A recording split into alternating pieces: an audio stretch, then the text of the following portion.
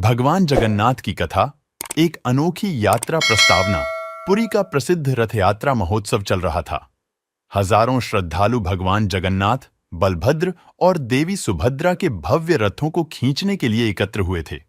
इन रथों को देख हर किसी का मन मंत्रमुग्ध हो जाता था।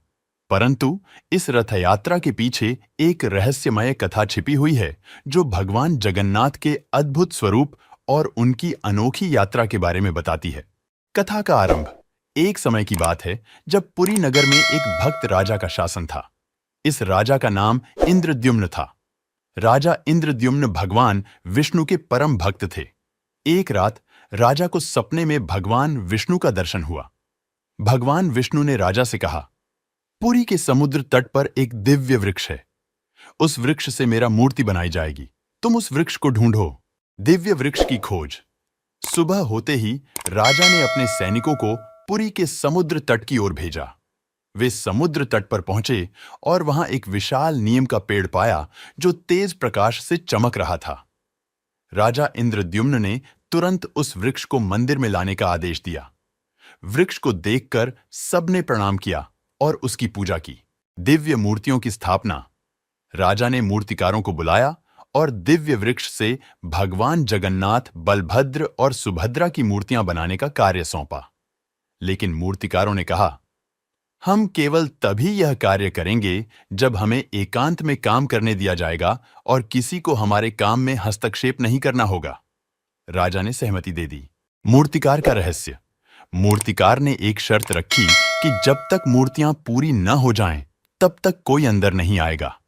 कई दिन बीत गए, परंतु मूर्तिकार ने दरवाजा नहीं खोला। राजा इंद्रद्युम्न बेचैन हो गए। उन्होंने सोचा कि कहीं कुछ अनहोनी तो नहीं हो गई। वे दरवाजा खोलकर अंदर गए।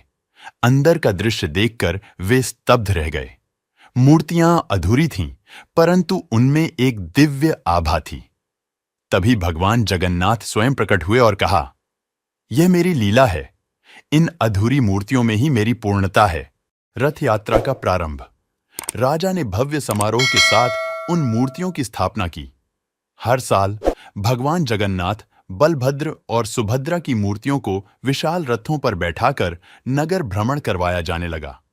यह रथ यात्रा लोगों के लिए भगवान के समीप जाने का एक माध्यम बन गई। भगवान जगन्नाथ के रथ को खींचने का सौभाग्य पाने के लिए लाखों लोग पुरी आते हैं। उपसंहार। यह कथा हमें भगवान जगन्नाथ की अनंत कृपा और उनकी अनोखी लीलाओं की याद दिलाती है।